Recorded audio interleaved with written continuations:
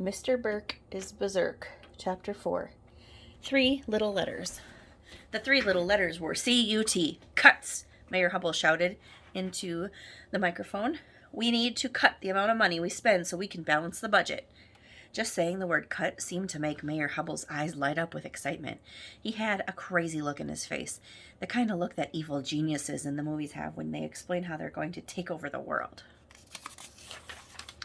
The first thing we're going to cut, Mayor Hubble told us, are the art and music programs. So long, said Miss Hannah, taking her rolling suitcase. I'm out of here. Right behind you, said Mr. Loring. But we love art and music, one of the kids shouted. You kids are here to learn, said the mayor, not to sit around drawing pictures and singing silly songs. That is just a big waste of money. Everybody looked really sad when Mrs. Hannah and Mr. Loring walked out of the all-purpose room. The next thing we need to cut are school supplies, said Mayor Hubble. So, from now on, we're going to stop buying glue sticks, rulers, erasers, tape, and markers. You can have 1 pencil per classroom. That's off the wall, yelled Miss Small. Oh, stop your whining, said Mayor Hubble. This will improve everyone's schoolwork. If the students only have 1 pencil, they'll make fewer mistakes. What about crayons, asked Miss Holly, our Spanish teacher. No more crayons, said Mayor Hubble. You can melt down candles and make them into crayons. That will save us a lot of money. That's loopy, said Miss Rupee. The mayor pulled out a piece of paper out of his pocket to remind him of the other things he was going to cut. Starting today, he announced, I'm turning off the water fountains in the hallway. Do you know what a big waste of water in the world that is? Water fountains? The water just shoots right out of them. That's bizarre, said Miss Lazar, our custodian. Oh, give me a break, Mayor Hubble said. It's not like people need water to live or anything. And I know you kids just go to the water fountain when you don't want to sit in class anymore, and you're not fooling anybody. Well, he was right about that. That's daffy, yelled Miss Jaffe. From now on, the mayor continued, there will be no more toilet paper in the bathrooms. That stuff costs way too much money. You're getting rid of toilet paper? Shouted Alexa, what are we supposed to use? Post-it notes, said the mayor. That's loony, yelled Miss Cooney, the school nurse, and disgusting. From now on, the teachers will have their pay cut in half, the mayor continued. You teachers make way too much money. Teachers get paid? That was a new one on me. I thought they just came to school every day because they had no place else to go. But we hardly make any money as it is, yelled Miss Yonkers, our computer teacher. What do you teach? Mayor Hubble asked Miss Yonkers. I'm the computer teacher. Well, you're fired, said the mayor. I'm replacing you with a computer. A computer should be able to teach the computer class much better than a human being anyway, and computers don't whine and complain like people do. He's off his rocker, yelled Mr. Docker, our science teacher. You crybaby teachers should be thankful you have jobs at all, said the mayor.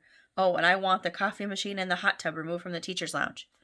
We don't have a hot tub in the teacher's lounge, said Miss Jaffe. You don't? Said the mayor. Well, put a hot tub in the teacher's lounge and then take it out. We have no money to spend on silly things like hot tubs for teachers. He's loco, said Miss Coco, the gifted and talented teacher. Mayor Hubble was getting more and more excited as he talked about all the cuts he was going to make. After we got rid of the hot tub in the teacher's lounge, he said, get rid of the tables and chairs in there and sell them on eBay. Do you expect the teachers to sit on the floor? Asked Mr. Granite. Yes, said Mayor Hubble. It will be like a picnic every day. You like picnics, don't you? Who doesn't like a picnic? He's gone mad, said Dr. Brad, the school counselor. Come to think of it, said the mayor, why do you teachers need a lounge anyway? You don't have time for lounging in hot tubs and having picnics. This is school, not some beach resort. But we don't have a hot tub, yelled Miss Laney, our speech teacher. Not anymore, you won't, said the mayor. Not after I get rid of the one we're putting in there. All these cuts will help us balance the budget. And when the voters see how much money I have saved, they'll vote to re-elect me in November. Are you going to make a pay cut, too? Asked Miss Jaffe. Are you going to take a pay cut? Don't be silly, said Mayor Hubble. I'm giving myself a raise for coming up with these great ideas to save money. That makes no sense, yelled Officer Spence, our security guard. We need pencils and glue sticks and water fountains and toilet paper. We need tables and chairs. We need all those things that you're going to cut. Yeah, shouted all the teachers. If Mr. Klutz was here, he would never allow any of this, said Mr. Granite. That's right, shouted the teachers. Well, Mr. Klutz isn't here, is he? Asked Mayor Hubble. He's at principal camp. Everybody was really mad, and you'll never believe who poked his head into the door at that moment. Nobody. Poking your head into a door is dumb. I thought we went over that in the last chapter. But you'll never believe who poked his head in the doorway. No, it wasn't Mr. Klutz. Nice try, though. It was Mr. Burke, the groundskeeper. Mowed the lawn, said Mr. Burke. You're fired! Trimmed the bushes. Been busier than that one-armed man hanging in the wall. Plumb tuckered out. What you want me to do next? Next, asked Mayor Hubble. The next thing you can do is go home. There's no money in the budget for a groundskeeper anymore, so you're fired. Have a nice day. I think that was the moment when Mr. Burke went berserk.